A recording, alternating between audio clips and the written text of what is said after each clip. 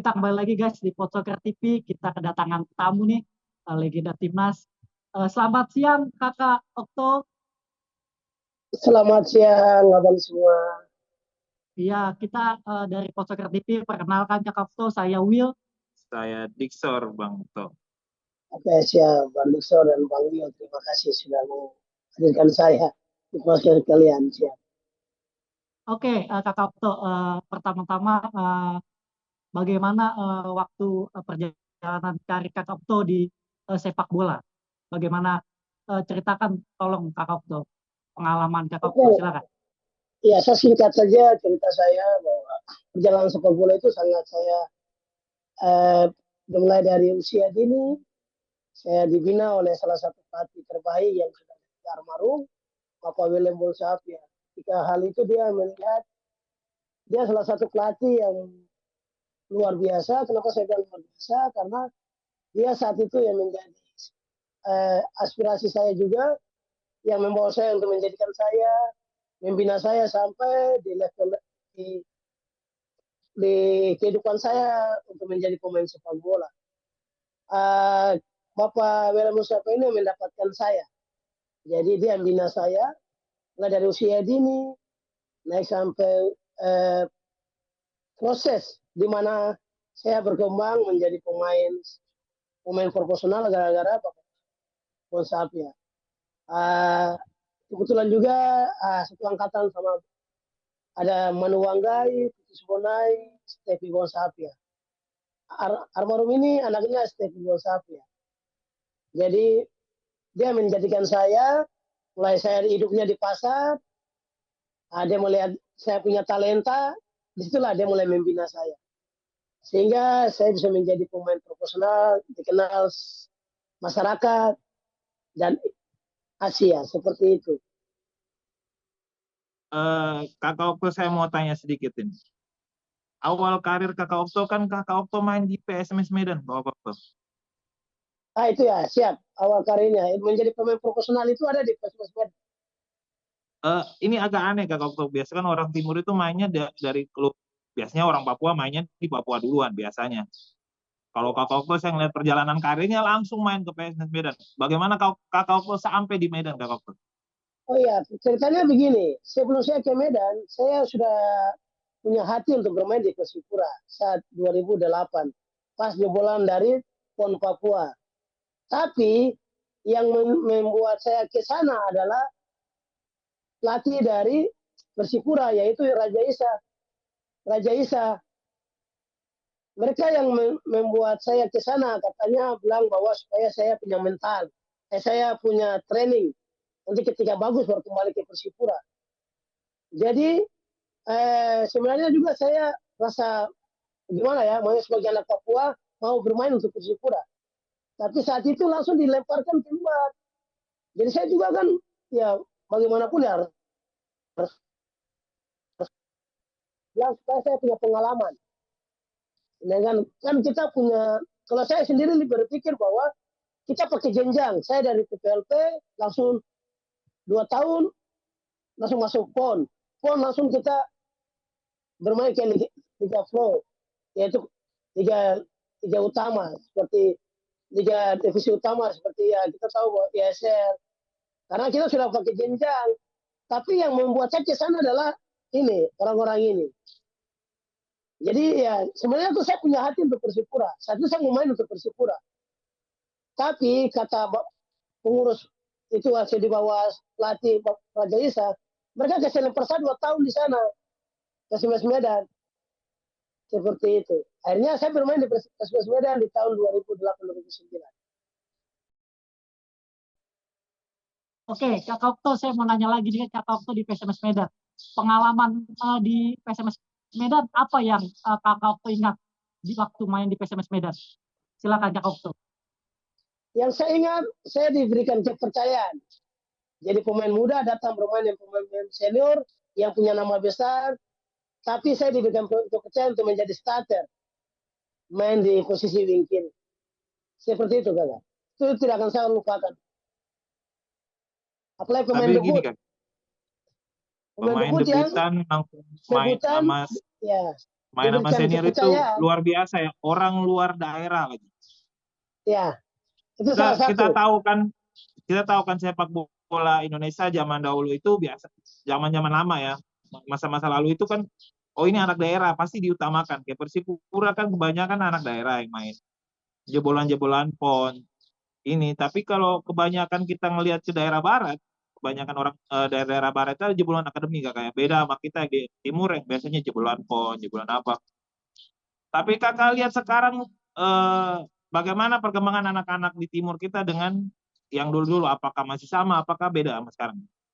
Oh, kalau untuk saya punya pendapat itu abang sangat jauh, beda sekali. Kenapa saya bisa bilang beda? Karena dulu saya menjadi pelaku, kita pakai jenjang bertahap.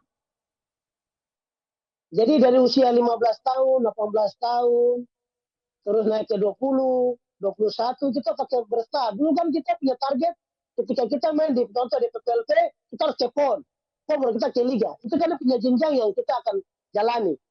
Tapi sekarang tidak, dari SSB, dari akademi langsung bisa main di profesional. Jadi mental mereka belum siap, Abang. Kalau sebagai saya punya cara berpandang seperti itu. Jadi Oke, tidak jadi menjamin. mindset. Jadi sekarang itu nggak kayak dulu kan kakak, nggak menjamin. Sekarang kebanyakan apa yang mau saya bilang, comot-comot itu sangat banyak banget terjadi di itu ya, apalagi agen-agen nakal yang comot untuk anak ini. Oh, anak ini saya bawa ini untuk saya main di sana. Berarti peran agen sekarang juga agak jelek untuk perkembangan sepak bola Indonesia, benar nggak, Kak? Nah, kalau itu kalau masalah agen, kembali dari kita punya akademi. Kenapa? Karena di akademi kita tidak punya ikatan kontrak sama pemain itu tersebut. Jadi pemain bebas-bebas saja mau kemana. Beda kalau kita punya akademi seperti sekarang, kita tahu Timika punya. Tidak mungkin pemain itu diambil-ambil aja karena ada struktur yang harus dilewati. Kita yang sendiri dari klub SSB, mereka tidak kuat karena tidak punya ikatan kuat untuk mereka untuk menjadi barang bukti bahwa ini saya punya pimpinan. Ini kembali kepada klub, bukan kembali kepada agen-agen tidak. Kalau saya bilang kembali dari struktur yang kita bangun, abang. Nah, kenapa? Sehingga pemain tersebut mau keluar kemanapun harus minta izin kepada klub yang dia ada untuk menjadi pimpinan di saat dia berlatih di situ. Nah, ini kembali kepada kita punya mindset berpikir kepada SSB yang ada di Indonesia. Contohnya di bagian Papua ya, saya bilang untuk Papua dulu. Karena Papua banyak SSB yang tidak punya badan hukum yang kuat untuk pemain tersebut. Contoh, kita jangan mau jauh-jauh. Kayak contoh sekarang kita lihat PFA. PFA bawa SSB, anak-anak SSB. Apa yang PFA kasih? No, tidak ada. Ini harus kita tahu dulu. Ya, dasarnya dulu, kita bicara dasarnya. Dasarnya kita dulu. Sehingga PFA bawa, karena PFA bawa untuk menjadi main di Elite Pro, kan kita tahu bahwa nanti kan bagian dari pemain ini dia akan membuat persen kepada SSB tersebut. Seperti itu. Oke, kakak, saya mau nanya lagi. Ini kan ya. Talenta muda di Papua itu kan banyak. Untuk sekarang Kakak Okto, anak-anak muda untuk pembinaan di Papua bagaimana Kakak Okto? Kalau untuk pembinaan saya rasa belum rapi yang dibuat oleh pembinaan yang ada di tanah Papua. Karena contoh kayak kita di Jayapura, paling yang masih sampai sekarang berjalan SSB ada, kita bisa hitung dengan jari. Tapi kalau ada turnamen, semua ada. Tapi kan sangat disayangkan dengan kualitas mereka. Contoh, kayak seleksi timnas U17. Bayangkan, satu Papua semua datang ke Mandala. Tapi lihat, kita nonton, kita melihat, simak, kasihan. Passing, kontrol, semua tidak benar. Mungkin bakat alam, talenta mereka yang punya bakat alam, terus di latihan di setiap salah satu klub, SSB, itu yang kita bisa lihat. Tapi jangan salah juga, timnas itu semua komunitas saja. Kasihan banyak yang datang, malah sedikit yang terpilih. Mungkin 1-2 orang yang terpilih. Padahal kita lihat potensinya banyak. Nah, ini juga kita harus memilah-milah. Jangan bilang karena tidak. Kalau saya sendiri pribadi, Tadi satu pembinaan, kedua kalau memang betul-betul Garuda datang untuk menyeleksi pemain Papua, seleksi yang murni. Jangan cuma sudah ada dia punya kerangka, baru datang cuma kualitas saja, tidak boleh. Itu saya sangat sangat marah dengan hal Ya, itu. Kemarin saya bicara tentang hal itu. ya. Karena Benar kakak ya? saya punya kehidupan gini bang. Saya ikut PPLP, kita main di Jakarta. Disitulah tim pemantau melihat saya. Kalau saya di Papua mungkin saya tidak terlihat. Iya, benar. Di saat itu ya, Bang, di 2005, saya timnas 17. Itu usia 10 tahun. Tapi saya main di usia 17. Karena apa? Tim pemantau yang betul-betul melihat bakat pemain, potensi pemain langsung direkrut. Hanya saya sendiri dari PPLP, saya yang terpilih. Kalau di usia 23, Stevi sama Manu Wanggai. Saat itu 2005. Itu saya punya jenjang karir. Seperti itu, Bang. Jadi, saya mau bahwa pengurus yang datang seleksi di Papua jangan cuma prioritas saja. Jangan karena perintah dari PSSI terus datang cuma prioritas para pemain-pemainnya sudah ada. Ini harus kita garis bawahi, Bang. Jadi gini kakak, pemerataan setiap daerah itu emang harus dijalankan dari sekarang. Harus dijalankan.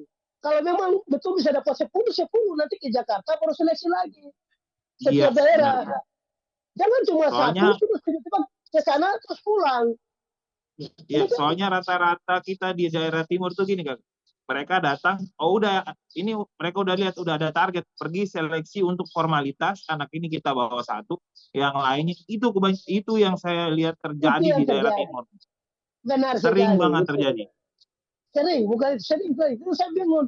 Kita punya orang-orang bapak-bapak yang terpilih untuk menjadi tim pemantau. Kalian berbicara, orang tua ini berharap. Orang tua, dia punya keluarga berharap bahwa dia punya anak itu punya kualitas. Tapi tiba-tiba tidak terpilih. Iya. Itu kenapa? Jangan kita bicara tentang apa ya, karena keluarga kita bawa, jangan. Kita bicara tentang potensi, bakat, kelebihan anak tersebut. Mungkin dengan itu dia bisa membantu keluarga, meringankan dia punya keluarga, punya keuangan. Apalagi kan kita tahu bahwa kebanyakan di Papua orang tua petani, nelayan. Mungkin nomor Iya. sepotong punya anak untuk menjadi pemain sepak bola. Masa kita harus membunuh mereka dengan seperti itu? Itu kan sangat disayangkan. Oke, Kakak Okto, saya mau nanya lagi nih. Untuk fasilitas di Papua untuk anak-anak muda bagaimana, Kakak Okto? Apakah Kalau mendukung fasilitas atau tidak? tidak mendukung, belum ada. Cuma ada di Freeport. Untuk akademi Freeport punya lengkap. Kalau untuk Papua belum ada. Kita masih pakai apa adanya. Karena apa? Masih ingat saya tuh kakak, saya ke sana itu waktu ke GOR itu lampu itu saya ingat sekali, lampu itu sangat dekat dengan kepala. Saya masih ingat waktu itu GOR apa saya lupa, saya main basket itu waktu itu kakak. Itu GOR Lupa. Waringin. Sekarang sudah dirubah. Kalau Sudah dirubah fasilitas kakak. mungkin, Waktu itu ya, kalau fasilitas untuk lapangan dan sebagainya itu ada. Cuma sekarang kesejahteraan pemain, kan kita tahu bahwa pemain-pemain ini kan mereka datang latihan, mungkin mereka berjalan kaki, proses. Mungkin kita butuh donatur yang mungkin mereka melihat hal itu. Mungkin donatur seperti pengusaha-pengusaha yang ada di Papua. Seperti itu. Berarti sponsor itu sangat berperan penting untuk kemajuan sepak bola. Sangat berperan penting untuk sepak bola, itu sangat penting. Berarti dengan federasi yang sekarang kakak, apakah dalam beberapa tahun ke depan bisa membangun sepak bola kita kan? Kalau saya punya harapan, federasi yang ada di setiap provinsi Papua, kan kita sekarang sudah 5 atau 6 provinsi, mau 7 lagi nih.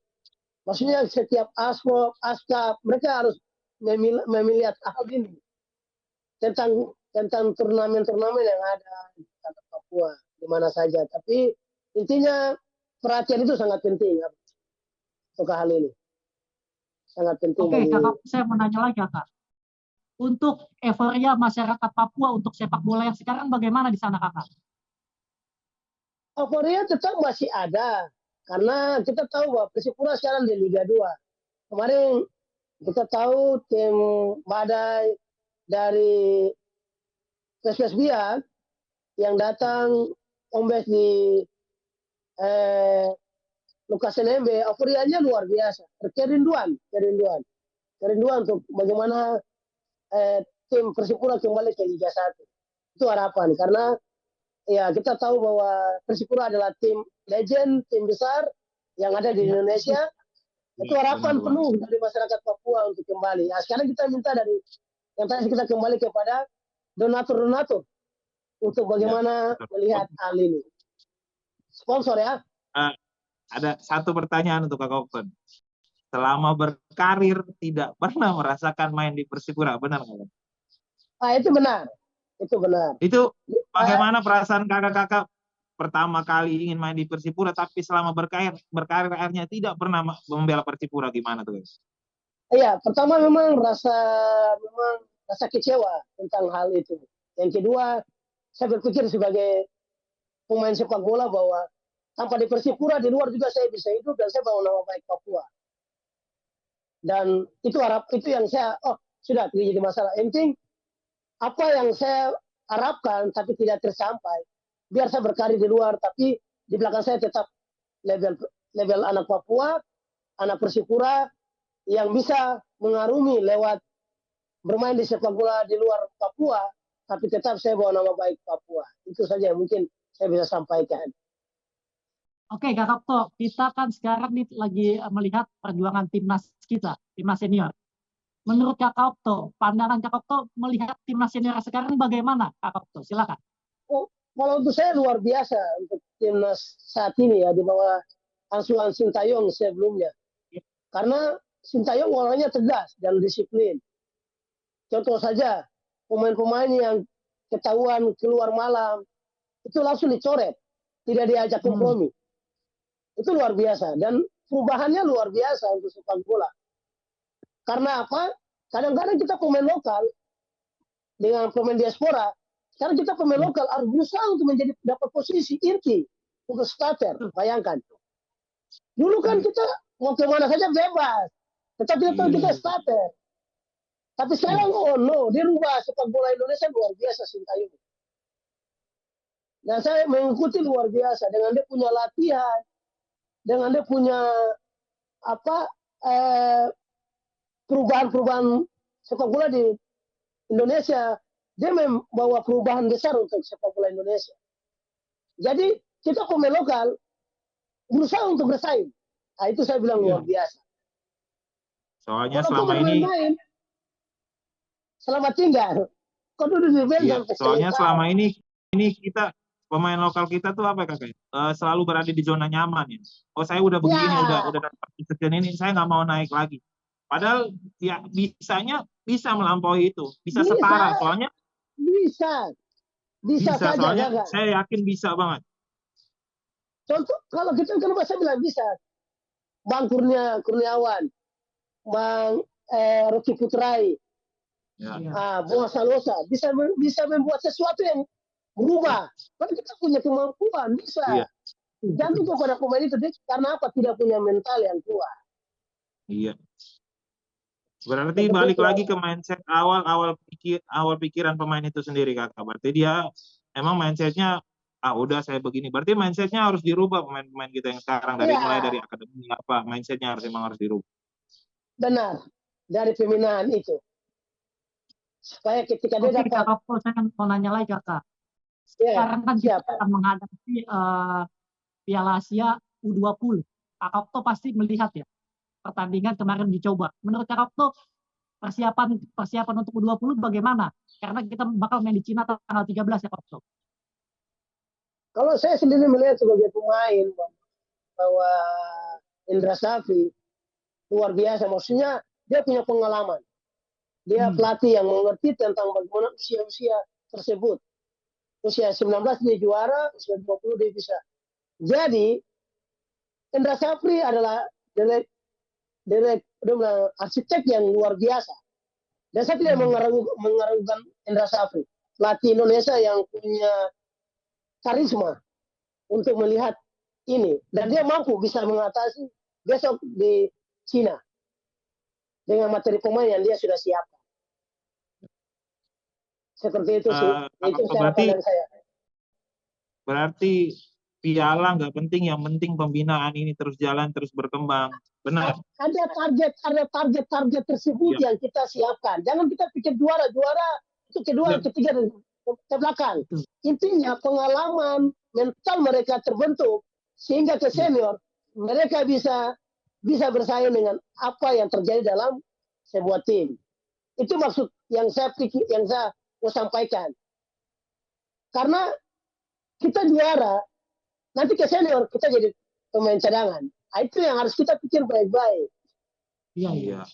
Bisa paham maksud saya? Bisa. Jadi ini bagian dari yang dibuat, strategi yang dibuat Indra Safri untuk pemain-pemain itu. Kembali untuk mereka punya mental disiplin, karena kita tahu bahwa beberapa pemain timnas sudah bermain di Eropa, kenapa kita yang lain-lain tidak bisa? Pasti kita punya kesempatan. Iya. Sudah ini peluang. Kan kita dulu kan susah untuk keluar ke Eropa, susah sekali, sangat susah. Paling sampai di Asia saja. Main Singapura, Malaysia, pulang. Sekarang lihat, berapa pemain Indonesia yang bisa bermain di luar Asia. Sudah banyak sekali. Oke, Kak Okto, berarti Kak Okto mental Indonesia, pemain Indonesia sekarang tuh udah berubah ya dari zaman sebelumnya ya? Kalau kita bicara mental itu bicara tentang kalau untuk bilang berubah atau tidak berubah. Kalau di tahun 2000-an sampai 2005, tahun 2005-2010 itu ke bawah itu beda dengan 2011 itu beda. Jadi kalau bicara mental ada di tahun-tahun 2010 ke bawah, itu mentalnya tidak bisa karena aset. Kita tadi bicara tentang bagaimana main dari kita pemain lokal Indonesia bisa bermain di Eropa karena pintu masuk belum terbuka. Sekarang sudah terbuka. Paham saya maksud? Kalau dulu terbuka, kita mungkin main di Eropa, tidak main di Indonesia. Iya. Harus mengerti, karena kita punya statistik di Eropa, kita di bawah, peringkat di bawah. Iya. Untuk itu kita punya apa? Dia bilang apa ya? Kita ibaratnya bilang apa ya? Peringkat. Kita punya peringkat kita di bawah. Jadi kan, ya ranking di bawah nggak bisa. Sekarang kita naik. Jadi pemain kita sudah diakui di Eropa pemampu. Dulu kan kita belum sampai di target ke situ. Jadi sekarang peluang besar untuk mereka untuk bisa bermain di Eropa karena ranking kita mulai naik. Apalagi naturalisasi sudah masuk. Nah, itu yang membuat kita mulai terbuka peluang. Sekarang saya berpikir kita pemain lokal, jangan berpikir untuk main di Indonesia, main ke Eropa. Itu harus dipikir satu. Karena apa? Harus main di level timnas ke Eropa. Itu harus dibuat. Karena apa? Kembali kepada mental. Begitu, Bang. Satu pertanyaan terakhir dari saya, Kakak. Dari semua pelatih timnas yang Kakak pernah dapat melatih Kakak, mana yang paling berkesan untuk Kakak? Kalau pelatih, ada dua pelatih. Pertama, Alfred Riedel. Alfred almarhum. Kedua, Rahmat Darmawan. Yang memang luar biasa. Soalnya ya dalam pelatih yang saya dapati, contoh di Alfred Riedel kan dia tidak pandang siapa, sama seperti kita kemarin yang tadi saya cerita di PSMS Medan. Saya datang, saya punya kualitas, saya mampu, saya bisa mengatasi, bisa bersaing dengan senior, saya dapat posisi. Sama seperti di timnas. Saya pemain muda, bermain dengan pemain-pemain senior, tapi saya diberikan kepercayaan penuh untuk bisa menjadi starter. Jadi saya rasa luar biasa. Opa memberikan kepercayaan kepada saya bertanggung jawab dengan apa yang Opa berikan, akhirnya saya bisa menjadi starter, sampai kita final dan kita juara. Kita urutan 2. Seperti itu. Kalau untuk Rahmat Darmawan, dia tahu watak anak-anak timur. Dan memang kita memang jujur, di saat itu kita kurang disiplin. Kita keluar malam. Tapi waktu saat itu dia melihat bahwa kita punya tanggung jawab penuh. Bukan bicara tentang anak Jawa, tidak. Tapi dia tahu bahwa apa yang diberikan kepada anak Papua, itu pasti akan ditanggung jawabkan. Seperti itu. Harapan Kakak Okto untuk sepak bola Indonesia dan pesan-pesan Kakak Okto untuk pecinta timnas Indonesia. Silakan Kakak Okto. Oke, untuk harapan untuk pemain-pemain Indonesia tetap berlatih. Jangan pernah menyerah, tetap untuk kuatkan mental, untuk siap bersaing untuk masa depan kalian. Untuk pendukung supporter yang ada di Indonesia, mari kita sama-sama mendukung timnas kita untuk lolos untuk Piala Dunia di tahun 2026 sehingga kita bisa tampil di kancah dunia supaya bahwa kita mampu bisa ada mau kalah kah mau apa kah itu urusan belakang, yang penting kita adil sebagai peserta. Amin, amin. Seperti itu. Oke, terima kasih Kak Terima kasih Okto. banyak, Kak. Terima kasih banyak sudah berbagi pengalaman bersama Photoclear TV. Teman-teman Siap. nanti jangan lupa ditonton bersama Kak Okto Ya. juga. Terima kasih. Sampai jumpa, Siap. sampai sehat selalu Kak Ya, Okto. saya Semoga Amin, semoga amin. sehat selalu di Terima Papua. kasih, Mas. Terima kasih. Amin. Terima Terima kasih Selamat sudah Tuhan undang memberkati, saya. Kak. Bisa. Siap, Sampai ketemu Kakak. lagi. Siap. Ya. Dadah. Siap. Ya. Dadah, Kakak.